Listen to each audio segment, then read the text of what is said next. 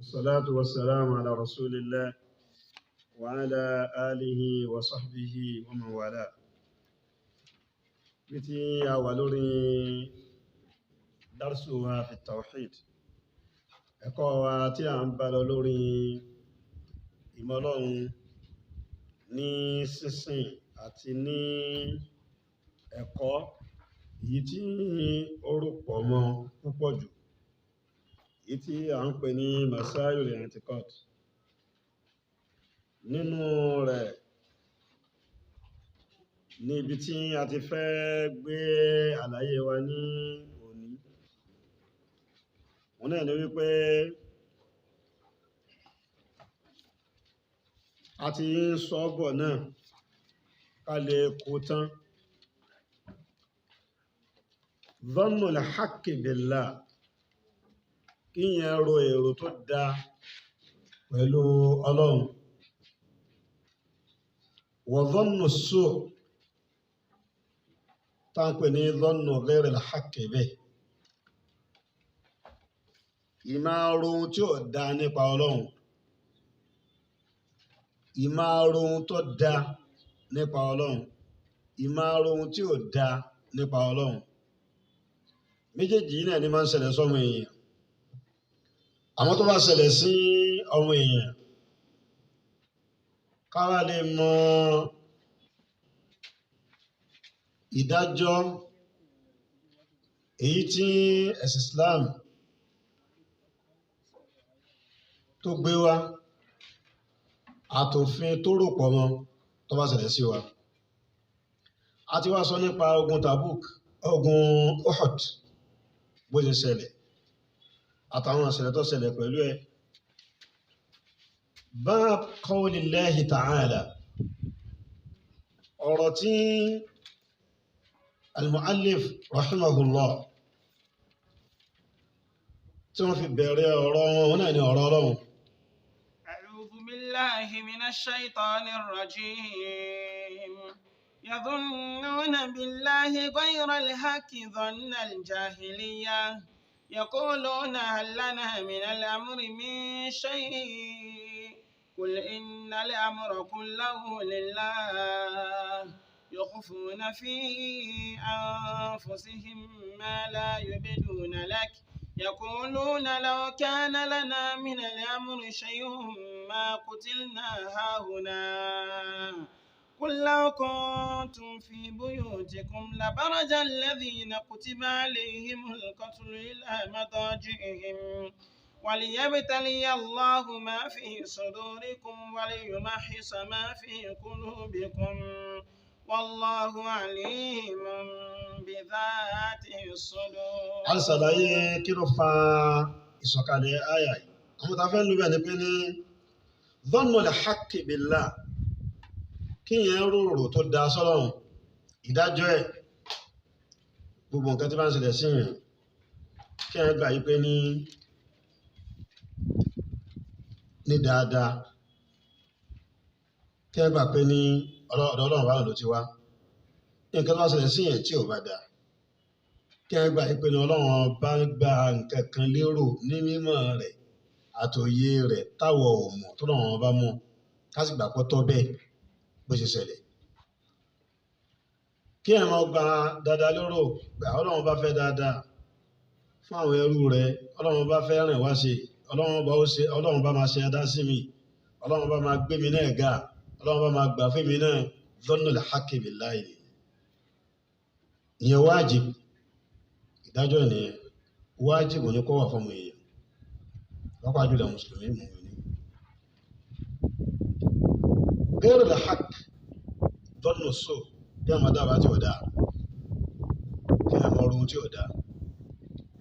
Ọlọ́run ọba ò sì wá gbàgbé mi, Ọlọ́run ò sì wá rántí mi náà, Ọlọ́run ò sì wá ṣe báyìí, ò sì wá ṣe báyìí, ò sì wá ṣe báyìí. Lójú ọ̀nà èrò tí ó gbà dá kó rí oore ọmọ ìyá rẹ̀ tọ́lọ́run bá ṣe fún ọdẹ ẹ̀rọ ìpé ní àti àmọ́ tó fa tọ́lọ́run fi wá tí ò fi wá sí bẹ́ẹ̀ fíìmì náà. Gbogbo àwọn èrò yẹn èròkèrò ni. Ohun tó lè sẹ́yìn pé kọ ọbẹ̀ lọ́hùn pé Ọlọ́run wọ́n ló ṣoore fún lágbájá, ọ̀wà ń bẹ̀ lánàá ọ̀wà ń bẹ̀ lónìí ó sì mọ bẹ láéláé ṣe orí fèmí náà ìwà àwọn ọ̀rọ̀ èrò tí ọ̀dà yẹn ìyẹn muharram ìyẹn ni òun ni dhannu li jahiliya kí ẹ̀ ń ro ìpinnu ọlọ́run bá máa ń ṣe àwọn nǹkan lá an hikma pé kí ẹ̀ máa ń ṣe ohun tí ń ṣe náà ni kò sí hikma kan kò sí òye kan kò sí ìmọ̀ kan kò sí ọgbọ́n kan tá a fẹ́ mú bẹ́ẹ̀ nǹkan ṣe ni hadha dhannu naqs èrò yìí tó dínkù nìyẹn kódà dhannu li jahiliya nìyẹn náà èrò burúkú ni ìyẹn munafi li tawhid kò bá ìgbàgbọ́ lọ wa munafi li kamali tawhid kò bá pípé ìgbàgbọ́ pé ọlọ́run ọba náà ní í ṣe gbogbo nǹkan ẹyọ kan oṣù náà dẹ̀ ni kò bá lọ kódà ó lè gbé ọmọ èèyàn títí kó ṣe ìkìrọ́jù rẹ̀ an millatil islam tí ó gbé kúrò náà islam yẹnyẹn ọmọ àdàgbà tí ń takò kádàrà ìyẹn ló fà ló fi já sí pé ní af'alullah àwọn tó lọ́wọ́ bá máa ń ṣe lórí bá a ṣe sọ yìí tarji'u ila amrayn ó ń lọ sórí ìdáre rẹ̀ ń lọ lórí méjì bọ́lá wọn sábà ṣe máa ń ṣe wọn bá wò pẹ̀lú èrò rẹ̀ èrò burúkú af'alu tarji'u ila al-hikmati wal-'adl af'al tarji'u ila al-hikmati wal-'adl àwọn kankan bẹ́ẹ̀ tó lọ́wọ́ bá máa ń ṣe fọmọ ẹ̀dá tó pé déédéé ni ọdẹ ní ìtòrí tó fi ṣe gbogbo ohun tó bá jẹ́ mùsíbà tó bá bọ́ mi èèyàn déédéé lọ́lọ́run fi ṣe ọdẹ ní ti torí lọ́dọ̀ rẹ̀ ìní hikma ìmọ̀ rẹ̀ ka ìmọ̀ rẹ̀ tó wọn náà wọ́n sọ pé tó bá sí gàgá fún wa pé ohun tí mo ti torí rẹ̀ sí léyìí fún ẹ ó dúpẹ́ fún ni ló yẹ pé ní ìyẹn náà ọmọ adúpẹ́ ló yẹ pé alhamdu inda al-adli alhamdu inda al-fadli gbólóhùn tó kó tán alhamdulillahi rabbil alamin wọn lọ pé ní tí òkú bá kú abásàfẹ́kù bàbá abásàfẹ́kù ìyá abásàfẹ́kù ọmọ abásàfẹ́kù ọ̀rẹ́ ẹni wọn tábà lè ká àsàfẹ́kù tó bá ti ṣe Allahu akbar owó ló tóbi owó ló tó ṣe bẹ́ẹ̀ kò tẹ̀sán nìkan tó tóbi tó ẹ kò tẹ̀sán tó lè bí ẹ wọn tó máa tẹ̀lé ní alhamdulillahi rabbil alamin àdúpẹ́ kò ṣe bẹ́ẹ̀ toró nídìí tó fi ṣe bẹ́ẹ̀ déédéé ló fi ṣe ó fi ṣe ká ó fi ṣàbúrú déédéé ló fi ṣe ó tó bẹ́ẹ̀ kó ṣe bẹ́ẹ̀ ó fẹ́ ṣe bẹ́ẹ̀ ló ṣe bẹ́ẹ̀ wọ́n náà ló ṣe lè ṣe bẹ́ẹ̀. af'alun tarji'u ila al-kini ila al-'adli wal-hikma. af'al àwọn kankan bẹ́ẹ̀ tó lọ́wọ́ bá máa ń ṣe tarji'u ila al-fadli wan-ni'ma wal-birri bil-khalq. Tábà wo ìdarí rẹ̀ lọ́wọ́ pé ó fi ṣe ìdára ni ó fi ṣe ìdẹ̀ra ó fi sọlá wọ́n sọ pé bó ṣe wọ ọlọ́run ní sọlá fẹ́ rù bó ṣe wọ ọlọ́run ní sọlá fẹ́ rù bó ṣe wọ ọlọ́run ó máa sọlá fáwọn ẹrú ẹ̀ ó máa ṣèdẹ̀ra fáwọn ẹrú ẹ̀ wà rahma ó máa kẹ́ wọn máa ṣe dáadáa ó máa gba ẹlòmíì láàyè táyé ẹ pọ̀ máa gbà láàyè nínú owó máa gbà láàyè nínú ọmọ máa gbà láàyè nínú làákàyè máa gbà láàyè nínú ìmọ̀ máa gbà láàyè nínú agbára máa gbà láàyè nínú òpó ẹlòmíì kò sí ní gbà láàyè kankan èyí tí ó gbà láàyè kankan yẹn lè hikimatin wa adl déédéé ló fi ṣe ó dẹ̀ nítorí tó fi ṣe bẹ́ẹ̀ kọ̀ wá bọ́ ẹni tí ò wá gbà láàyè bẹ́ẹ̀ kọ̀ wá bọ̀ lọ máa sọ̀rọ̀ tí ò dá sí kò sì bọ̀ lọ mọ́ rú èrò tí ò dá sí yẹn sí ọlọ́run bá tó dá ó máa bẹ́ẹ̀ ni tó bá bẹ́ẹ̀ tí ò bá fún un ní nǹkan òun yóò fi nǹkan mìíràn tó dáa jù lọ́rọ̀ pò fún àmọ́ pé ó bẹ́ẹ̀ wá ara ẹ̀bẹ̀ rẹ̀ láre kò kí n ṣe bẹ́ẹ̀ bó ti fẹ́ kí wọ́n wà lọ wà yẹn ni bó ti fẹ́ kẹ́lómi náà wà náà lọ wà ìyẹn Islam fi gúnrégé ló fi jẹ́ pé ní Islam àti ètò rẹ̀ ni òfin ní pé o lè ṣèkà fọ́mọ ìyá rẹ̀ ìgbà tó bá ti ní ìmánì yìí tó pé yìí kò lè rọrùn kó ṣe ká fọmọ ẹ̀yà rẹ̀, kò lè rọrùn kí o rorò kúrò. tó bá rorò kúrò sọ́lọ́run ló fi lọ́wọ́ wá kú wa. tó bá ti ronú tí ọ̀dà nípa ara rẹ̀ sọ́lọ́run ọba rẹ̀ ló fi lọ ṣìṣekúṣe, ló fi lọ dìdàkudà. ọ padà láwọn wá ẹ̀ǹdì rẹ̀ wà ní padà dá. àwọn yóò wá máa sọ pé ní ọba sì ti gbà fọ́lọ́run kó ti dúró bọ́dọ̀ wọn bá ṣe ṣe, kó sì dúró bó ti wà. tó bá jẹ́ bẹ́ẹ̀ tó jẹ́ pé ní kó o ro èrò tó dáa pẹ̀lú ọ̀rọ̀ bá ní gbogbo ògbà wájib. ìdájọ́ ènìyàn fi tawhid. kọ́ ọmọ ro èrò yẹn, kọ́ ọmọ rorò tí ò dá nípa ọlọ́run ọba rẹ lórí ìgbésí ayé rẹ, kọ́ ọmọ sí ọlọ́run ọba rẹ mú dhannu su' yẹn muharram àṣẹléwọ̀ pẹ̀lú àyà pé yadhunnuna billahi ghayra al-haqqi dhanna al-jahiliyya. kọ́wá lè yé wa dhannu su' yẹn a ti fẹ́ tu sí yàtọ̀ sí mo ṣe gbé Yorùbá rẹ̀ kalẹ̀ níwọ̀n báyìí. àwọn ìtumọ̀ olótún wà ní ọ́ndà dhannu su' yẹn èyí náà ní Ibn Qayyim wá fẹ́ ṣe àlàyé nínú rẹ̀. فسر هذا الظن بأنه سبحانه لا ينصر رسوله. ní àyà yìí àyà tá ń kà yìí yadhunnuna billahi ghayra al-haqqi dhanna al-jahiliyya. wọ́n tu sí wípé Ọlọ́run ò ní ìran òjíṣẹ́ rẹ̀ ń sẹ́ni torí ogun Uhud ó yí àwa mùsùlùmí lọ́wọ́, ó yí àwọn mùmí lọ́wọ́ níjọ́ náà lọ́wọ́. yí lọ́wọ́ tó yí wọn lọ́wọ́ yẹn àwọn tó wá jẹ́ pé mùsùlùmí náà ni wọ́n, àwọn náà kí ni ẹ kó sínú ọkàn wọn pé abọ́lọ́wọ̀n ní ìran òjíṣẹ́ rẹ̀ ń sẹ́ni dhannu su' nìyẹn. وأن أمره سيضمحل. pé ọ̀rọ̀ náà yóò padà yọ, kò ní padà débi tó dé yìí, Islam yẹn lọ́wọ́ débi tó dé yìí. níjọ́ náà lọ́wọ́ pé ọmọ kíní yóò ní pẹ́ yọ dànù. وفسر بأن ما أصابه لم يكن بقدر الله وحكمته. àwọn kan dẹ̀ gbà wípé ní bàtọ́ ṣẹlẹ̀ nígbà wọn sábẹ́ Ànábì Muhammad sallallahu alaihi wasallam ní káwọn sábẹ́ dúró síbì kan, àìdúró síbẹ̀ wọn òun ni Ọlọ́run ọba òun náà ní ìṣẹ̀lẹ̀ fi ṣẹlẹ̀. bẹ́ẹ̀ ni àìdúró fi síbẹ̀ wọn ìṣẹ̀lẹ̀ ṣẹlẹ̀, Ọlọ́run fẹ́ kọ́ wọn lẹ́kọ̀ọ́ níbẹ̀, àmọ́ Ọlọ́run ọba mọ ohun tó ti torí rẹ̀ gbá lérò tó fi ní kí ṣẹlẹ̀ yẹn ṣe kíni kó ṣẹlẹ̀ bẹ́ẹ̀. àwọn tí bàbá ní mọ èrò burúkú wọ́n rorò burúkú pé kìí ṣe pé ní kádàrá Ọlọ́run àti hikma rẹ̀ ni inkaran lil qadar. wọ́n fi takò kádàrá. huna alladhina ankaru al-qadar fa innahum dhannu su'a bi rabbihim. lórí pé wọ́n takò kádàrá ní àyè ajẹ́ pé àwọn náà ṣe èrò sọ́dọ̀ Ọlọ́run bá wọn. náà. ففسر بإنكار الحكمة نعم. وإنكار القدر وإنكار أن يتم أمر رسوله وأن يظهره على الدين كله. ẹni tí ó bá ń rorò kúrò nípa Ọlọ́run ọba rẹ̀ ní ẹgbẹ́ kejì ẹ̀ àbí nínú ìtumọ̀ ẹ̀ àbí nínú ìpamọ́ ẹ̀ ó ń dọ́gbọ́n tako pé ohun tọ́lọ́run ètò rẹ̀ ṣe ní báyìí Ọlọ́run ọba lóhùn mọ́ pa ẹ̀. nǹkan rẹ̀ hikima nìyẹn pé ọkàn ṣe é mi ọkàn ṣe é lásán ọkàn dẹ̀dẹ̀ mi báyìí kò sí nǹkan tí mo fẹ́ ọkàn lè ṣe bẹ́ẹ̀. ọba tó tóbi tó manufacture sánmà àti ilẹ̀ yìí tó dá ohun èèyàn tó dáa jù báyìí lọ́wọ́ yìí kò lè kàn ṣe bẹ́ẹ̀.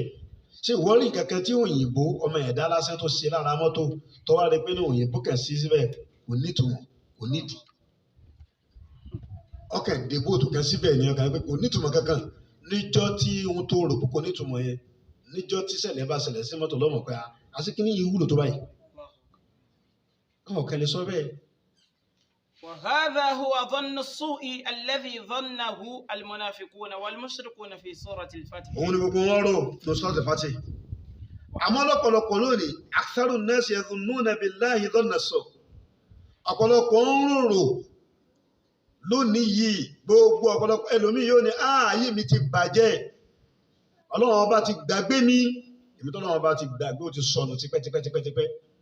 ẹ bá dé gáràjì ẹ tó bá wọnú mọ́tò èrò oríṣiríṣi lọ́mọ rí bẹ́ẹ̀ wọ́n wá wà lórí ìrìn gẹ́gbà míì ọ̀rẹ́ lómi tó mọ̀ sọ lọ ó ti rora ẹ̀ pin ó ru Ọlọ́run ọba rẹ̀ pin.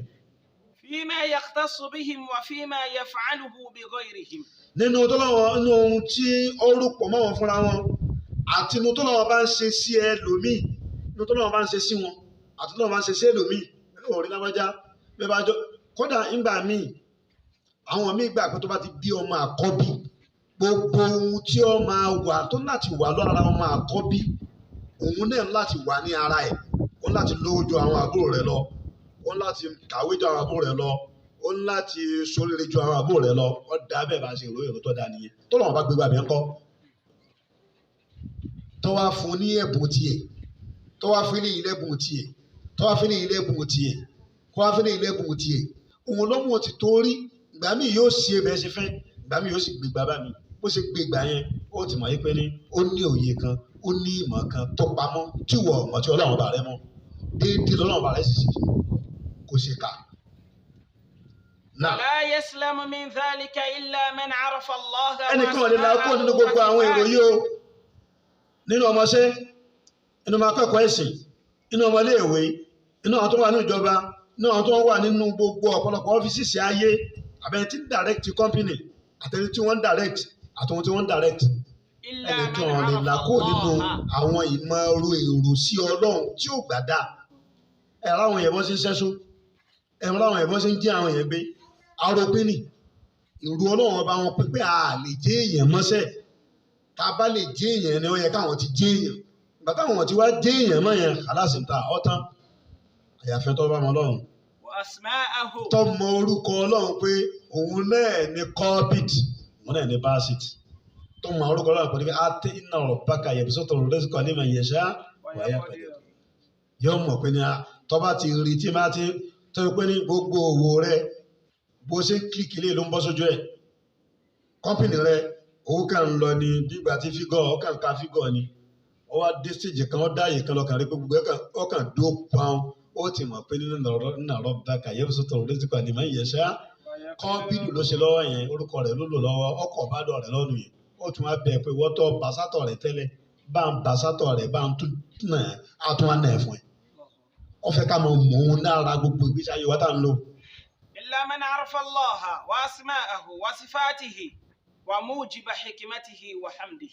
ohun tó ń gbé ohun tó fà á tó náà bá fi ṣe ohun tó ṣe yẹn àfẹ́ tó bá mọ̀ ohun tó fà á tí ó fi mọ dúpẹ́ fún àfẹ́ tó bá mọ̀ ẹni tó bá jẹ́ ọ̀lọ́gbọ́n àti ọ̀jọ̀gbọ́n àgbà dáadáa kó ronú sí àyè Ibn Qayyim sọ̀rọ̀ yẹn pé ní tó bá rí yẹn kan ó ní wàlá fatasta waliyatubu ila Allah ẹ ti bá ń rorò kúrò nípa ọlọ́run bá rẹ̀ tí ò da ń rò sọmọ rẹ̀ pé ọmọ mi ò lè jẹ́ èèyàn mọ́ àbí ń rò síra rẹ̀ ipe kò lè da fún un mọ́ àbí ń rorò kúrò kẹ́ pé ohun tí mo sì bá fi bá mi yín ọlọ́run bá ó ti wá gbàgbé mi kò ṣe dáadáa fún mi ọba yìí tí àwọn èròkérò ọ̀rọ̀kọ́rọ̀ ìsọkísọ ọ̀sọ́ nípa ọlọ́run ọba rẹ̀ ó ní kó wálé ẹ̀sítẹ́k fèrò kó wá àforíjì lọ́dọ̀ ọlọ́run pé ọlọ́run gbogbo ohun tí mo wí tí mo sọ nípa rẹ̀ nígbà tójú ń pọ́n mi ọlọ́run foríjì mi gbogbo ohun tí mo sì rò pépè mi mo dárò tẹ́lẹ̀ ẹ̀dá kan sí mi nígbà tí mo ń rò ọlọ́run foríjì mi wàlá fatashta man fatashta Ibn Qayyim ní tó bá lọ wo àwọn èèyàn dáadáa tó fi nú àti làákàyè tó pé tó fi gbọ́n àwọn èèyàn wò tó fi yẹ̀ wọ́n wò ọ máa rí ọ̀pọ̀lọpọ̀ àwọn èdè pé ní wọ́n ń ṣagídí wọ́n ń ṣe gírímọ́káì lórí kádàrá wọ́n dẹ̀ bú kádàrá. yóò máa sọ pé mo fẹ́ kí lè yí rí báyìí ni èmi lèmi fẹ́ bẹ́ẹ̀ mo sì láti rí náà nìyẹn mo fẹ́ kí lè yí rí báyìí mo fẹ́ kí lè yí rí báyìí mo fẹ́ kí lè yí náà rí báyìí. famustakillun wa mustakthirun. wàá sẹ́ni tí wọ́n fẹ́ ni ẹni tó pọ̀ nínú ẹ̀ lọ́pọ̀ nínú ẹ̀ ẹni tó sì kéré nínú ẹ̀ ó kéré nínú ẹ̀ kò ṣàyè mọ́ ní máa rìn nínú ọkàn ọmọ èèyàn tó bá ti wá mọ̀ dájọ́ ẹ̀ka rẹ̀ báyìí ó lè sá kúrò níbẹ̀ pé èròkèrò ni wọ́n jẹ́ òròkòrò tí ọ̀dà nípa ọlọ́run wa.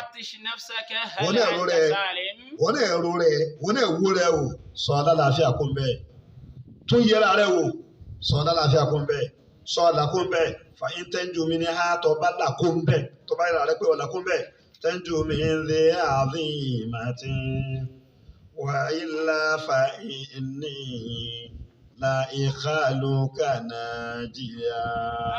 fàyín tẹ́jú mi ní ha tẹ́jú mi lè àdín màtí wà ilà fàyínní la ìkàlùkà nàìjíríà. وإلا فإني لا يخالك ناجيا fàyín tẹ́jú mi ní àtọ́ bá là kó nú èrò tí ò dá nípa ọlọ́run ọba rẹ. تنجو من ذي عظيمة nínú àwọn nǹkan tó le tó tóbi ló là kúrò ń bẹ ọlọ́run kan la ogun wa kó ń bẹ. وإلا فإني tọ́ ọ̀rọ̀ wà là kó ń bẹ. fàyín ní ìlà ẹ̀ka ló kà náà jì. mi ò rò pé ọ̀là kó nínú náà wà àti nínú ìyà ọlọ́run ọlọ́run yà là kó nínú ìyà ọlọ́run. آمين. nínú àwọn àpèjúwe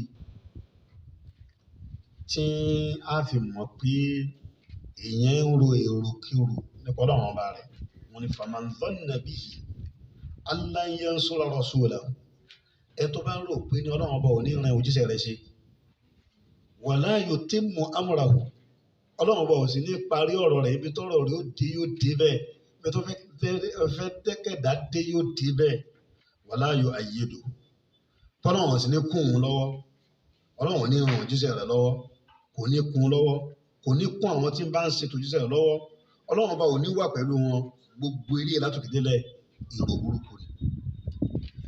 lẹ́yìn náà wa annahu yudiru shirka ala tawhid kọ́ máa ròyìn pé ní àìmọ̀ ọlọ́run ni ó borí mímọ̀ ọlọ́run kó sì máa ròyìn pé ní ìbàjẹ́ ló máa borí òtítọ́ kọ́ máa rò bẹ́ẹ̀ ibi táyé ń lọ yìí àfà kò sẹ́sìn mọ́ ibi táyé ń lọ yìí àfà ẹ wo ẹyẹ pariwo ẹ̀sìn ẹ mú ẹnu kún bẹ́ẹ̀ pé ẹ̀sìn ọlọ́run lọ síkú ẹ̀sìn ọlọ́run lọ lókè ẹ̀yẹ tara ayé tọ́lọ́run ni ó borí ẹ fi bẹ̀yẹ́ lẹ̀ ẹ̀rí táwọn òyìnbó ń gbèsè ni ẹ̀rí ibi tí mo dé lónìí ni tó ń wá ti torí rẹ̀ tó wá ń rò pé ẹ̀sìn ọlọ́run ọba ò ní dìde láéláé òtítọ́ ò ní dìde láéláé gbogbo ẹni tí bá ń rò bẹ́ẹ̀ faqad dhanna billahi dhanna as-su' èrò burúkú lòun náà ń rò. ونسبه إلى خلاف ما يليق بجلاله وكماله ohun tó wá yàtọ̀ sí bọ́lọ́run bá ṣe jẹ́ náà ló pè é ونعوته. ohun tó yàtọ̀ sí bọ́lọ́run bá ṣe fi jẹ́ ló pè é ọlọ́run ọba pé nínú títóbi rẹ̀ ohun tí ò lẹ́tọ̀ọ́ sọ́lọ́run lọ́sàfihàn sọ́dọ̀ ọlọ́run ohun bọ́lọ́run ṣe tó nínú títóbi rẹ̀ nínú pípé ẹ̀ nínú ìròyìn rẹ̀ nítorí pé ní ìdúpẹ́ fọ́lọ́run àti ìyìn ọlọ́run وحكمته àti òye ọlọ́run tí fi ṣe gbogbo nǹkan وإلهيته تابع àti ìjẹ́ ọlọ́run tí ń jẹ́ ọlọ́run ọkọ̀ pé kọ́ máa ran àwọn òjíṣẹ́ rẹ̀ ń ṣe. وتابع يذل حزبه وجنده àwọn ọmọ ogun rẹ̀ kọ́ wá lóun ò ní kún wọn lọ́wọ́ àbí kọ́ wá lóun ò ní rẹ̀ sí rẹ̀ ṣe.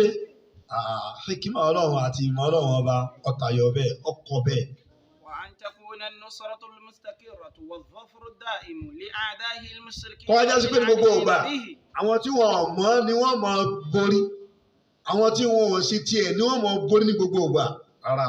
فمن ظن به ذلك ẹni tó bá rò bẹ́ẹ̀ فما عرفه kò mọ̀ ọlọ́run ولا عرف أسماءه kò mọ̀ orúkọ ọlọ́run ولا عرف صفاته kò mọ̀ òròyìn وكماله. ọlọ́run.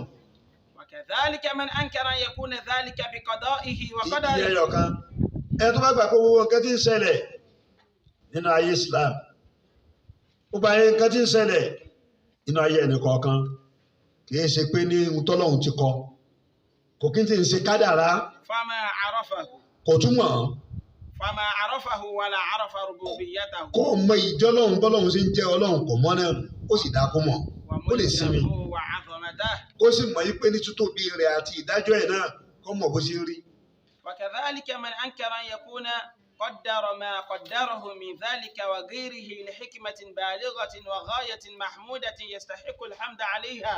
ohun tí ọlọ́run ọba ṣe ó yẹ kó mọ̀ kó ṣe é nítorí ìmọ̀ tí ń bẹ lọ́dọ̀ rẹ̀ ohun tí ọlọ́run ọba ṣe ó yẹ kó mọ̀ pé ọlọ́run ọba ṣe torí mímọ̀ tí ń bẹ lọ́dọ̀ ọlọ́run tó wọ̀n ọ̀mọ̀ ó wá yẹ kó dúpẹ́ lé lórí kó ṣẹ̀yìn fún torí pé ní tó bá sí gàgà rẹ̀ yóò mọ̀ kó orí lọ ṣe fún un. وأن ذلك إنما صدر عن مشيئة مجردة عن حكمة وغاية مطلوبة هي أحب إليك من فواتها. bọ́lá òun ṣe fẹ́ nu. وأن تلك الأسباب المكروهة لها المفضي إليها لا يخرج تقدير عن الحكمة. kò sí nǹkan tó lè jáde kúrò nínú ìyè ọlọ́run. لإفضائها إلى ما يحب وإن كانت مكروهة. bọ́lá òun ṣe fẹ́ nìyẹn kó dàbí wọ́n fẹ́ bẹ́ẹ̀ ọlọ́run bá lọ fẹ́ bẹ́ẹ̀. فما قدرها سدى. ọlọ́run ọba ò pé kínní ẹ̀ka rẹ̀ pé lásán ló ṣe ṣe bẹ́ẹ̀ ọkàn pa ọmọ èèyàn wá ní lásán ló pa. ولا شاءها ọfà àdánwò kan èèyàn wá ní lásán ló fi àdánwò kan rárá kò fàdánwò kan lásán. باطلا. kì í ṣe pé torí irọ́ àbí kò mọ ohun tó ń ṣe.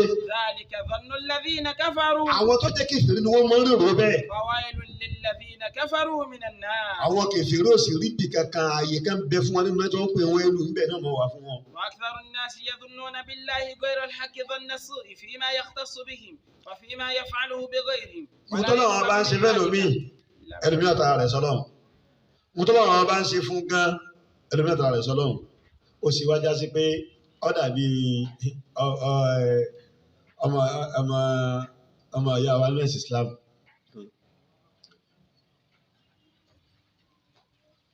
ó fẹ́ travel. àwọn ẹgbẹ́ rẹ̀ tọ́jú fẹ́ travel wọ́n á kọjá lọ pléènì gbé wọn. pléènì sì ń bọ̀ wá gbé òun náà. àmọ́ gbà táwọn èèyàn ọmọ ọlọ́run náà bá sọ wọn pé ní kí lẹ wá sí fọ́lọ́run tó lọ́run sí léyìí fún yìí o. àwọn tó jẹ́ àáfà ẹgbẹ́ rẹ̀ náà ni kí lẹ wá sí fọ́lọ́run tó lọ́run sí léyìí fún yìí o. ebi kọ̀ mọ́ ọlọ́run. sọ̀mọ̀ pé ní ọmọ ẹ̀yà mùsùlùmí ọ̀yọ́ kan ò pa kí ló lè ṣẹlẹ̀ sí tó fi lè rí bẹ́ẹ̀ kan wá bá kẹ́dùn ní ti fi ṣe yẹ̀yẹ́ lórí bẹ́ẹ̀. ìyẹn pé wọ́n túmọ̀ pé òun ṣàdúrà ń tò wọ́n tó ń ṣàdúrà tó ń ṣe ọlọ́run wá gbà fún un. ẹlòmíín sì ń bẹ inú bísíǹsì náà ni wá bóòlù ṣe ń ṣe bísíǹsì ẹ̀ so ní strategy nígbà tó wà ní school ọmọ ojú àlọ́ náà àti pé ní ìwọ lọmọ ń pàṣẹ dáadáa nínú economy nǹkan mọ́ra wọn. wọ́n ẹ̀ tí gbogbo ìgbésí ayé wa sí báyìí rí tí àwa tá a mọ̀ tó pé náà wọ́n ń ṣàlàyé rẹ̀ fún wa àwa tá a mọ̀ àti wá dókè jù ẹ lọ bóòlù ṣe ṣe ara wáyé má bèrè lọ́mọ ìyá rẹ báyẹn má kú bànújẹ́ bá èròkèrò ló ń rò nípa ọlọ́run ọba rẹ̀ kì í sòun ló ń rò sí mọ́ ọba tó da ló ń rò sí òun kì í sòun náà mọ́ bọ́ sọ̀rọ̀ tí ó jẹ́ kí ẹ̀mí rẹ máa rò pé abọ́lọ́hún ọ̀sẹ̀ dààmú dáadáa wọ́n sì ṣe sí tí ó jẹ́ kó máa rò pé abọ́lọ́hún ọ̀sẹ̀ dáadáa ẹ̀ rí gbogbo àwọn ọmọ àwòkí àwọn aláwòrán ẹ̀yà akọ ní gbogbo ayé ẹni tó dájú ẹni tó yọ lẹ́sẹ̀ ẹni tí ò ní ẹ lọ wo àwọn nǹkan tí wọ́n kó fún wọn ní ilẹ̀ Europe àti ilẹ̀ Lárúbáwá àwọn nǹkan tí wọ́n kó fún wọn wọ́n ṣe dá wọ́n wà òkè àwọn tó wà abnormal wọ́n yìí jẹ́ kí wọ́n fíìlì kí wọ́n ṣe kíni wọ́n wà abnormal gbèsè ayé Islam nìyẹn gbèsè ayé ọmọ mùsùlùmí nìyẹn bọ́ sọ tọ́lọ́run bá sọ oore fọmọ ìyá rẹ oore tọ́lọ́run ṣe fọmọ ìyá rẹ ìwọ náà Ọlọ́run bá ṣe fún tó o bá ti irú èyí tọ́lọ́run bá ṣe fún un yẹn ìmí ń bẹ tí Ọlọ́run bá ṣe fún wọn náà tí ò sí lọ́dọ̀ títì ẹ̀ náà wá fi díra wọn ọmọ kọ́lọ́run bá sọ oore fún ẹ náà. ولا يسلب من ذلك إلا من عرف الله وعرف اسماءه وصفاته. ẹ̀tọ́ ọmọ Ọlọ́run bá ṣe ń ṣe láyé òun náà ni ó sinmi òun náà onímọ̀ rẹ̀ òròkú rẹ̀ sọ́dọ̀ wọn bá rẹ̀ àmọ́ ẹni tó bá jákẹ́ nù kẹ́ Ọlọ́run وأيس من روحه àti gbádùn Ọlọ́run tó lọ́ba mọ́sí bẹ́ẹ̀ rẹ̀ tó jákẹ́ ń bẹ́ẹ̀ وقد ظن به السوء òun ló rò kúrò nípa Ọlọ́run ọba rẹ̀. ومن جوز عليه أن يعذب أولياءه مع إحسانهم وإخلاصهم. ẹni tó bá gbà pé ìmí tún yẹn èròkèrò tó ẹ̀mí tún yẹn àpèjúwe rẹ̀ náà ti yẹn ẹni tó bá gbà yìí pé ní àwọn wòlíì Ọlọ́run alladhina amanu wa kanu yattaqun humul awliya alladhina amanu wa kanu yattaqun ìjúwe tọ́lọ́run júwe wòlíì nìyẹn wọ́n wá wòlíì síbòmí wá síbi tọ́lọ́run ọba sọ sí yẹn. ألا إن أولياء الله لا خوف عليهم ولا هم يحزنون الذين آمنوا أتوقع بقوة نوتا وكانوا يتقون كانوا يتقون تمسين بيرو من نكوكو نبانبا هؤلاء هم الأولياء kó wá gbà pé àwọn òwòlé Ọlọ́run ọba yẹn pẹ̀lú bí wọ́n ṣe ṣe dáa pẹ̀lú Ọlọ́run ọba lára ẹ̀sìn wọn àti sincerity wọn pẹ̀lú Ọlọ́run ọba Ọlọ́run kìí jẹ́ wọ́n yá. ويسوي بينهم وبين أعدائه. wọ́n ní àtàwọn yẹn náà àwọn wòlíì Ọlọ́run ọba yẹn náà àtàwọn ọ̀tá Ọlọ́run bákan náà ni wọ́n. فقد ظن به ظن السوء. èrò kúrò lóró nípa Ọlọ́run ọba ń gbà náà èrò tí ọ̀dà lóró nípa Ọlọ́run ọba. ومن ظن. ẹ tó bá tún rò. أنه يترك خلقه سدى.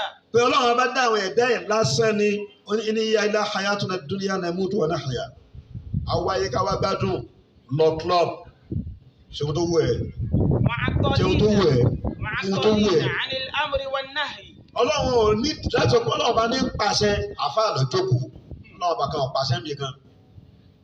Ọlọ́run bá ò sì sọ pé má ṣe báyìí gbẹnu yín sọ̀hún dòre wọn ní ká má mutí ká má mu gbogbo nǹkan tí ṣàǹfààní fún ayé yìí tí ṣàǹfààní fún wa tá a bá wá ṣe gbogbo ìgbádùn yẹn ìgbò ìgbádùn wa wà ní ká má mu gbogbo àwọn nǹkan tá a mu bó la ṣe fẹ́ ṣàpù nínú brain gbogbo àwọn èrò yìí kọ́kẹ́ gbà pé ọlọ́run ọba ó dáyé bẹ́ẹ̀ lásán. La yursilu ilayhim rusulahu. kò ní kọ̀ọ̀rọ̀ àwọn òjíṣẹ́ kan ń ṣe irọ́ ni. Wala yunzilu alayhim kutuba. ọ̀sán tíra kan fáwọn ànábì kan irọ́ ni. Bal yatrukuhum hamalan kal'am. ó fi wọ́n lẹ̀ báyìí rẹ kó ṣe ń lọ yín náà ló ní ká lè máa ṣayé bẹ́ẹ̀. Faqad dhanna bihi dhanna as-su'. wa yadhunnuna billahi ghayra al-haqqi dhanna al-jahiliyya. èròkèrò nìyẹn ara àwọn àpèjúwe tó tá a bá sọ pé ní èròkèrò èyí tó rò pọ̀ mọ́ sẹ́rìn èyí tó sì rò pọ̀ mọ́ ìtìkọ́ọ̀dì èròkèrò tó rò pọ̀ mọ́ ìgbàgbọ́ ń là ń sọ yìí ká lè mọ ìdájọ́ ẹ̀ ká sì mọ ìta máa fi sí. náà. Wa man dhanna. ẹ tó bá tún rò. Annahu lan yajma'a abidahu ba'da mawtihim. tó tún gbà yí pé ní ayé yìí ọ wá ni ẹ jẹ́ agbádùn ẹ̀ ẹ jẹ́ aṣọ tó wà bẹ́ẹ̀ kò sí ẹ̀dá kan tí ó gbé dìde mọ́ ẹyẹ parọ́ pé yóò gbé wa dìde. Thawabi wal iqabi. ipe ẹ̀san tún bẹ ìyà sì ń bẹ lẹ́yìn ayé tàwa bẹ̀ yóò gbé wa dìde. Fi darin yujazi al-muhsina fiha bi ihsani. pé ilé kan bẹ tí ó san àwọn tó ṣe eré lẹ́san-án rẹ̀. Wa yubayyinu li khalqihi haqiqata. àwọn tó sì ṣe aburú yóò san wọ́n lẹ́san burúkú. Wa yudhihiru lil alamina kullahu. àwọn nǹkan tí a yapa wa ń bẹ yóò ṣàlàyé rẹ̀ fún wa òtítọ́ rẹ̀ òtítọ́ àwọn òjíṣẹ́ tí ó sọ di múmúṣẹ tó dẹ̀ fi hàn. Wa anna a'da'ahu kanu humul kadhibin. àwọn ọ̀tá ọlọ́run tí ó dẹ̀ fi hàn ọjọ́ tí ó hàn pé àwọn ọ̀tá ọlọ́run ló purọ́.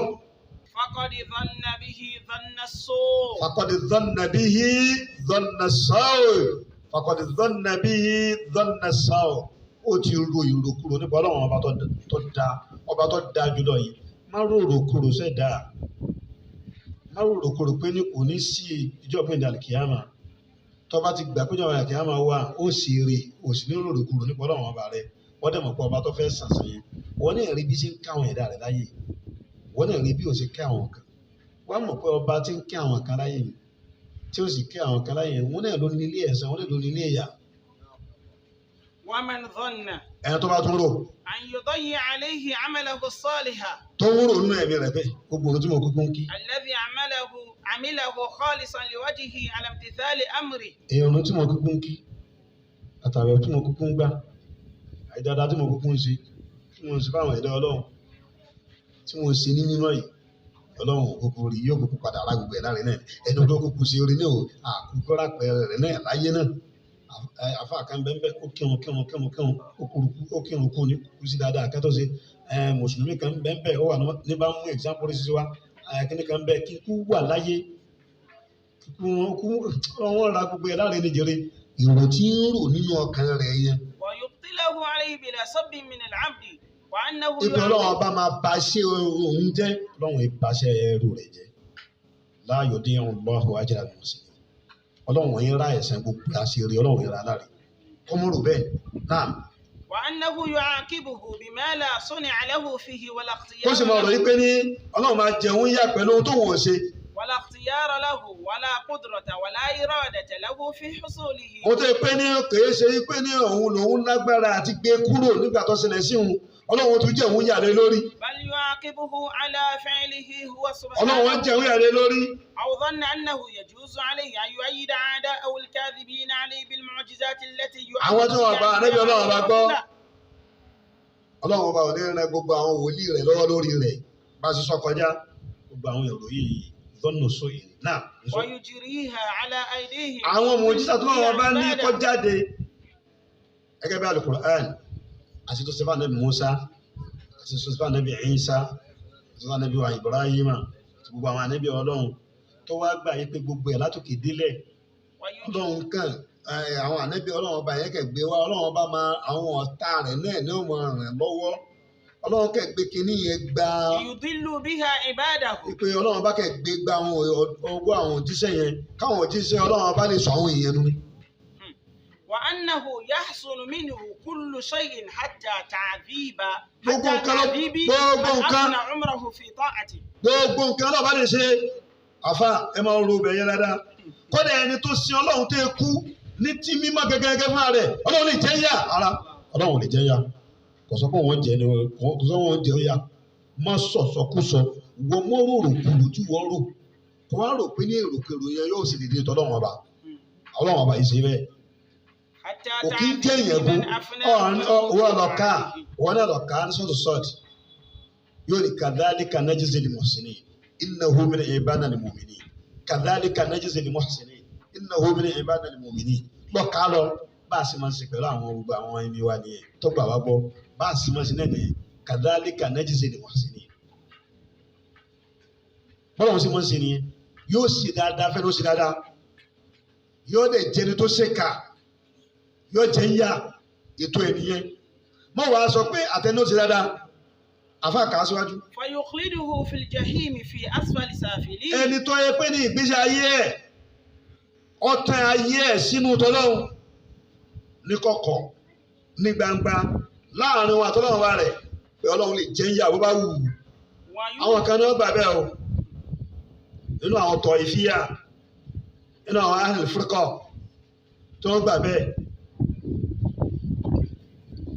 ìpè ní pọ̀ ló lè jẹ́ ń yá bẹ́ẹ̀ ni ó lóun ní jà àwọn tó ń yá wọn náà sọ bó ṣe sọ yẹn pé ọ sọ pé òun ní jà àwọn tẹni tó ń ní jẹ́ ń yá wọ́n ẹ̀ tọ́ máa wá sọ pé torí pé ó ní jẹ́ pé fa áàlù lè má yọrí eré abẹ́yẹn nìkan ni wọ́n mọ dó sí eré abẹ́yẹn nìkan ló máa dó sí ẹni tó wá dàgbàdàgbà tó sin lọ́hùn dàgbà tó ekú kò tún máa sọ pé yóò jẹ́ ń yá kódà yóò fi sínú jahima pàápàá. وينعم من استنفر عمره في عداوته. ẹ̀tọ́ ajá sí pé ní ìsọ̀tá ọlọ́run láti bẹ̀rẹ̀ ayé ẹ̀ ọmọ sọ pé abúlé abilé wà lùjẹ́nà bó ṣe wà yẹn ọmọ sọ pé Abuja lè wà lùjẹ́nà bó ṣe wà yẹn. ويرفعه إلى أعلى عليين. ọlọ́run agbèsè ara ẹni yìí náà ẹjẹ́ àgbàgbé ẹ̀sìn ẹjẹ́ àgbàgbé kí ni ọlọ́run ọbẹ̀ tún sìn yálà yàáfì tẹ́bí. هذا ظن السوء بالله والقول على الله بغير علم ìròkèrò nìyẹn wọ́n ló rò ó dárò ó wá kọ́kọ́ rẹ̀ ó wá sọ dákọ̀ rẹ̀ ó wá gbé sáyé ó tún wá kọ́lẹ̀ náà. وكلا الأمرين في الحسن عنده سواء. kọ́ wá ní gbogbo ẹ̀ látòkè dé lọ́dọ̀ ọlọ́run àti dáadáa àtàìdá bákan náà ni àtẹnu ó ṣe dáadáa àtẹnu tí ò ṣe dáadáa bákan náà ni ó ní hal yastawi alladhina ya'maluna sayyi'at hal yastawi alladhina ya'lamuna walladhina la ya'lamun wala tastawi alhasanatu wala sayyi'a. am hasiba alladhina ijtarahu as-sayyi'at an naj'alahum kalladhina amanu wa 'amilu s-salihati sawa'a سواء محياهم ومماتهم ساء ما يحكمون الله صبر لا يستوي الخبيث والطيب ولو أعجبتكم كثرة الخبيث ọlọ́run ọba ló sọ bẹ́ẹ̀ fattaqullah ó ti parí ẹ̀kọ́ ẹ̀bẹ̀rù mi ni o ohun tí ò da kò da bó ṣe júwe rẹ̀. قل لا يستوي الخبيث والطيب ولو أعجبك كثرة الخبيث. ولو أعجبك كثرة الخبيث في حنين ولو أعجبتكم كثرتكم. قل لا يستوي الخبيث والطيب ولو أعجبك كثرة الخبيث فاتقوا الله يا أولي الألباب لعلكم تفلحون. وكلا الأمرين عنده في الحسن سواء. kọ́ wá ní gbogbo ẹ̀ látòkè délẹ̀ nígbà tí èsì àwọn sófìstọ́ ìyó àti èsì àwọn yẹn. àwọn tó sọ pé ní kullu ma ra'aytahu hasanan fahuwa hasan wa ma ra'aytahu qabihan fahuwa qabih. nítorí wọ́n bá ti rí kọ́ da lọ́dà tó bá ti rí pé kọ́ da náà nìyẹn tó bá rí pé kọ́ tọ̀ síta gbangba lọ́dà ọ̀dọ̀ jẹ́ nìkan bọ́dọ̀ sọ pé kí ló tó ń tọ̀ síbẹ̀. láti bẹ̀rẹ̀ sí ní gbàrà rẹ nípò ní ojú gbogbo ayé wọ́n gbàrà rẹ náà ní tọ́wọ́ bẹ̀rẹ̀ sí ní jójókújó láàrin gbogbo ayé ó wù ẹ́ jù ní.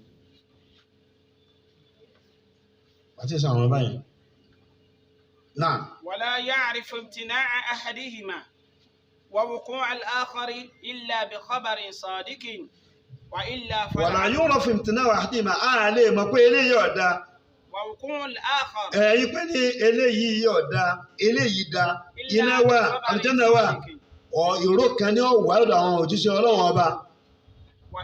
وإلا فالعقل لا يقتدي má fi làákàyè dájú ẹ o وحسن الآخر lọ sọ pé ní at-taqbihu wa tahsinu al-aqliyat kódà at-taqbih al-aqli wa tahsinu al-aqli ma hassanahu ash-shari' fa huwa al-hasan wa ma qabbahahu ash-shari' fa huwa al-qabih ìyẹn dọ́bìtì tó dúró déédéé nìyẹn àbúkọ àti ọkùnrin máa hasanahu al-aql huwa al-hasan dọ́bìtì naqis wa ma qabbahahu al-aql huwa al-qabih àwọn kọ̀ọ̀lá àwọn alákùnrin yìí tó wà ń tán kọ́ ọkà akílù sọ pé ní ẹ̀rẹ̀ ẹlẹ́dẹ̀ wọ́n lè máa jẹ́ tó bá yẹ pé ní àkìlíyà ni bí tó bá dẹ̀ wọ ẹ lórí sòsì àkìlíyà bí tó bá dẹ̀ wọ ẹ lórí sí máa ṣe ìgbádùn àkìlíyà mo tí àkìlíyà ti gbà wọlé pọ̀ gan wọ́n ti àlà àkìlù sẹ́lẹ̀ láàyò àárẹ̀dò nẹ́sọ̀ sahih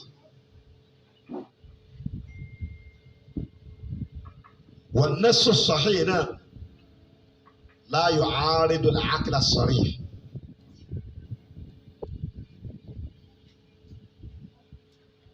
lákàtí tó gbórí pé yọmọ pé ní ìlú àlàáfíà àmọ́ ká wá gbé àtàsí wọ̀tẹ̀kẹ̀ bíi ká gbé fún làákàyè nìkan ara ohun tá a lè gbé fún tó lè ohun tó lè jẹ́ kí á mọ̀ pé eléyìí da kíní yìí da kíní yìí ọ̀dà tó bá lọ fi làákàyè ro ọ máa ro wípé kò sí tàwáàbù náà làákàyè náà ni wọ́n fi ń rò pé kò sí tàwáàbù kò sí ẹ̀san Ọlọ́run làákàyè náà làwọn yẹn fi ń rò pé kò sí àlùjánnà làákàyè náà làwọn yẹn fi ń rò pé kò sí náà lákàyè àwọn ẹ̀fún rẹ̀ pé ní kò sọ́nà pàápàá lákàyè kẹ́lẹ̀ sáà ni. àtàsínú ṣáríì wà taqbih ṣáríì wọn náà ni wà ní adbat wọn ló dúró déédéé náà. فقد ظن به ظن السوء نعم. ومن ظن أنه أخبر عن نفسه وصفاته وأفعاله بما ظاهره باطل وتشبيه وتمثيل. ẹ tó bá gbà yí pé ní ìrútọ́ lọ́wọ́ bá gbé wá ọ̀rọ̀ tó sọ ń pa ara rẹ̀ àti àwọn ọ̀rọ̀ tó fi ròyìn ara ẹ̀ àtàwọn ọṣẹ́ rẹ̀ tí máa ń ṣe pé mo ṣe báyìí fáwọn ọjọ́ lágbájá mo ṣe báyìí fún ìjọ lágbájá pé ní bátìlì ni orí bẹ́ẹ̀ òwe ní ń pa ọkàn fi ń jọra wọn ni. وترك الحق لم يخبر به. Ọlọ́run bá fi òtítọ́ lẹ̀ ń gẹ́gẹ́ ló bá òtítọ́ ọ̀pá òtítọ́ mọ́ ni. ó fò títọ́ lẹ̀ láyé mọ́lẹ̀. وإنما رمز إليه رموزا بعيدة. ọkàn ẹ̀ wá gbé àwọn àmì kan wá tó jìnnà tẹ́ fi mọ mọ́tọ́ yẹn ni. وأشار إليه إشارات ملغزة ولم يصرح به وصرح. àwọn إشارات ملغز ọkàn ẹni tí ó ń pa àlọ́ tó ń dá tí ò jẹ́ kọ́rọ̀ yé wa Ọlọ́run kàn gbé àwọn àpẹẹrẹ yẹn tó bá sọ bẹ́ẹ̀ Ọlọ́run ọba ọ̀la ó tọ́ gẹ mọ́lẹ̀ Ọlọ́run pẹ́ ni. وصرح دائما بالتشبيه. ẹ rí i pé ní òwe Ọlọ́run bá máa ń pa ẹ rí i pé ní kẹ́ ẹ máa ń ṣàpèjúwe díẹ̀ àti àìdá ọkàn fílẹ̀ bẹ́ẹ̀ ni. وأراد من خلقه أن يطعم. ó títọ́ gẹ́gẹ́ fún ara rẹ̀ Ọlọ́run pamọ́ ó wáá fẹ́ kí a máa dà lákàyè wọ́n láàmú. أذهانهم وقواهم وأفكارهم. àtàgbára wa kálí ìmọ̀ràn fi lọ́mọ wa ò títọ́ yẹn. في تحريف كلامه عن مواضعه. ká lè yí ọ̀rẹ́ kúrò ní ààyè rẹ̀ Ọlọ́run bá mọ̀ fẹ́ ká mọ̀ mọ́ bẹ́ẹ̀. على غير تأويله. ká wá yí kútó owó níbi tó lọ́wọ́ bá sọ sí yẹn kọ́ ló sọ sí ìwọ ọ̀mọ́ èmi tèmi ń sọ̀rọ̀ yìí ni mo mọ̀. ويتطلب له وجوه الاحتمالات المستكرهة. àpá àwọn ẹgbẹ́ Ọlọ́run bá gbà lérò báyìí ni eré àbẹ̀yẹn ó lọ báyìí ni. والتأويلات التي هي بالألغاز kọ́ والألهام. tàbí òwe Ọlọ́run pòwe ni. أشبه منها بالكشف والبيان. oyún ọ̀hẹ̀ sáwọn tó bá hẹ̀ sí ni. وأهالهم في معرفة أسمائه وصفاته. táwọn fẹ́ morúkọ rẹ̀ náà táwọn fẹ́ mọ̀ròyìn rẹ̀ náà lákàyè wa náà Ọlọ́run bá gbélé wa lọ́wọ́ kì í ṣe pé wá túrú tíra tó náà bá sọ̀kalẹ̀. بل أراد منهم ألا يحملوا كلامهم على ما يعرفونه من خطابهم ولغتهم. kódà bí lábá ṣe jésù sọ̀kalẹ̀ bó ṣe wà ní ìlọ́ba gan ọ̀nà. مع قدرة بقدرته على أن يصرح له بالحق Ọlọ́run bá lágbára àti sọ òtítọ́ rẹ̀ yẹn àmọ́ kò sòtítọ́ yíra òtítọ́ mọ́lẹ̀ ó fẹ́ ká wọ òtítọ́ yẹn ni. ويريهم من الألفاظ التي توقعهم في اعتقاد الباطل فلم يفعل. Ọlọ́run لا إله بل سلك بهم خلاف طريق الهدى والبيان. Ọlọ́run bá kẹ́ẹ̀dá ọkẹ́ direct ti gbogbo èkó ń bẹ́ẹ̀ wọ́n tó bá fẹ́ mọ̀ mọ̀nà lọ́lọ́ mọ̀nà ẹ̀ tó bá ru gbogbo dárò yìí àkọsílẹ̀ àwọn kan gbogbo dárò yìí gbogbo tá a sọ yìí àkọsílẹ̀ ìwé àwọn kan ni gbogbo tá a sọ yìí àkọsílẹ̀ ìwé àwọn kan tí wọ́n kọ tí mùsùlùmí ó bá ṣọ́ra tó mọ̀ mùsùlùmí ó ṣọ́ra yóò lọ́ka yóò wá ká sí pé ìgbàgbọ́ ẹ̀sìn Islam náà nìyẹn náà a tún fi kọ́ àwọn èèyàn a tún fi mọ àwọn èèyàn Islam wa dà lójú àwọn èèyàn ìmánì wa dà lójú àwọn èèyàn náà. فقد ظن به ظن السوء. ẹ tó bá rògbò eléyìí bí Ọlọ́run ọba ò láwùjọ mọ́lẹ̀ yìí pẹ́ sọ ni àwọn kan ni ó gbé wa lórí làákàyà pé kálọ̀ fi làákàyà wa ni ìròkèrò lórí Ọlọ́run ọba. فإنه إن قال إنه غير قادر على التعبير عن. tó bá jásí pé ní ó sọ ipe Ọlọ́run ọba. غير قادر على التعبير عن الحق باللفظ الصريح الذي عبر به هو وسلفه فقد ظن بقدرته العجز. tó bá ní Ọlọ́run ọba ọ̀ làámálẹ̀ àjẹsí pé sọ fún Ọlọ́run ọba lágbára lórí gbogbo nǹkan ni. وإن قال إنه قادر ولم يبين. tó bá ní Ọlọ́run ọba lágbára àmọ́ kò kàn ṣàlàyé ni. وعدل عن البيان وعن التصريح بالحق إلى ما يوهم. Ọlọ́run kan gbé lọ síbi ó gbé wa lọ síbi nǹkan tí ó mọ ọrú wa lójú ni táwọn àfìlákà ìwá káàkiri. وليوقن في الباطل المحال والاعتقاد الفاسد فقد ظن بحكمته ورحمته ظن السوء. wọ́n á jásí pé ní òye Ọlọ́run mímọ́ Ọlọ́run ó tutù rògbò nípa rẹ̀ náà Ọlọ́run kọ́ sọ gbogbo àwọn èròkèrò yìí. yadhunnuna billahi ghayra al-haqqi dhanna al-jahilin.